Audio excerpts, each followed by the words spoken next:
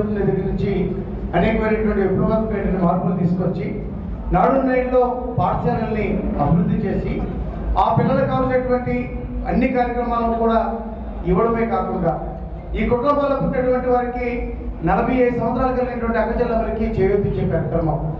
ఏ ఇంట్లోనైతే ఈ కుటుంబాల్లో ఆటో కలిగి ఉంటుందో వారికి ఏమో వాహనం అందించేటువంటి కార్యక్రమం.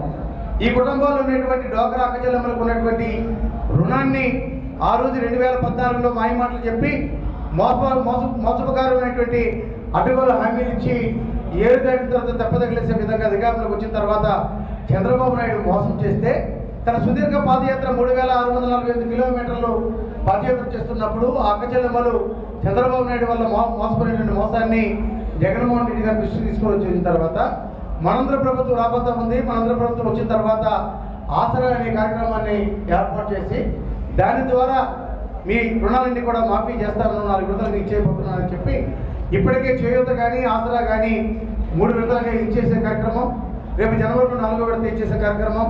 ఇక అవ్వదాతలకైతే ముఖ్యంగా ఈ కుటుంబాలు ఉన్నటువంటి వారు పూర్తిగా కనీసం తిండి కూడా తినలేనటువంటి పరిస్థితులైనటువంటి కుటుంబాలు అనేకమైనటువంటి ఉన్నాయి.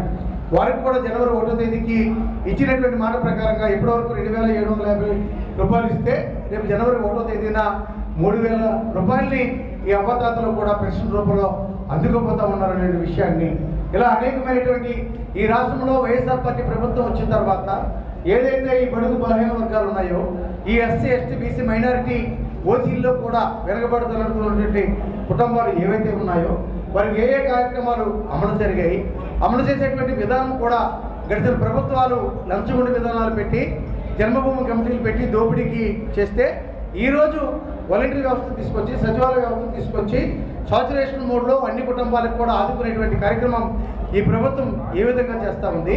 జగన్మోహన్ రెడ్డి గారి పరిపాలన విధానం వల్ల ఈ రాష్ట్రంలో ప్రజలు ఏ విధంగా సంతోషంగా ఉన్నారనే విషయాన్ని ఈ కాసేపట్లో జరిగేటువంటి ఈ సభవరం 3 రోజుల కోటలో జరిగేటువంటి బహిరంగ సభలో మంత్రులు, పార్లమెంటు సభ్యులు, మీ శాసనసభ్యులు అందరూ కూడా పూర్తిగా జగన్మోహన్ రెడ్డి గారి నాయకత్వం మరలా ఈ రాష్ట్రంలో ఎందుకు అవసరం, ఏ కార్యక్రమాలు అమలు చేస్తే ఈ రాష్ట్రంలో పేదవాడు సంతోషంగా ఉన్నాడు, మళ్ళీ భవిష్యత్తులో కూడా ఈ వర్గాలన్నీ కూడా ఆనందంగా ఉండాలి, సంతోషంగా ఉండాలి, ఒక సాచురేషన్ మోడ్లో పరిపాలన సాగాలి అనుకుంటే జగన్మోహన్ రెడ్డి గారి నాయకత్వం మాత్రమే ఇది చేయగలుగుతుందనే విషయాన్ని కాసేపట్లో మీ అందరితో కలిపి ఆ కార్యక్రమాల్లో మాట్లాడేటువంటి అవకాశం ఉంది.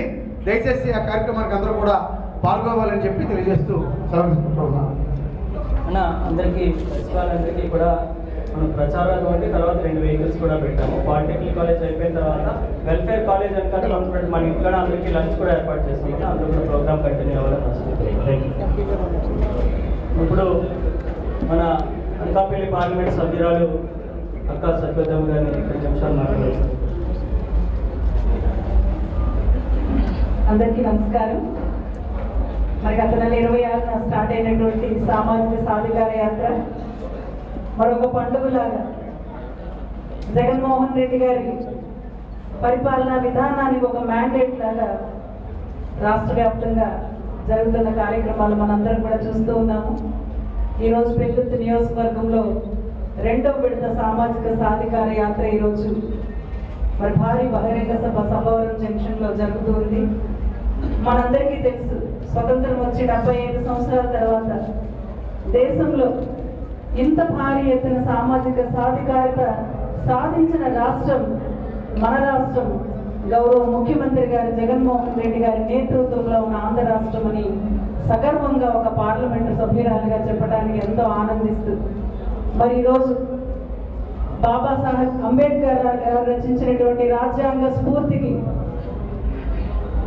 అలాగే జ్యోతిబాయి పూలే గారు ఏదైతే వెనుకబడిన వర్గాల సంక్షేమం కోసం జ్యోతిరావు పూలే గారు ఆశయాలకు అనుగుణంగా అనేక మంది పేద ప్రజల సంక్షేమం కోసం ప్రాణాలు విడిచిన దేశ నాయకులు, త్యాగమూర్తులు అందరి త్యాగానికి ఫలితంగా ఈరోజు ఆంధ్ర రాష్ట్రంలో అమలవుతున్న ఈ సామాజిక సాధికారత మరి బీసీ, ఎస్సీ, ఎస్టీ మహిళల కోసం మన రాష్ట్రంలో అమలవుతున్న సంక్షేమ కార్యక్రమాలు ఒక నవరత్నాల ద్వారా పేద ప్రజలకు ఏ రకంగా అందాలని చెప్పి ఒక సంక్షేమ క్యాలెండర్ని కూడా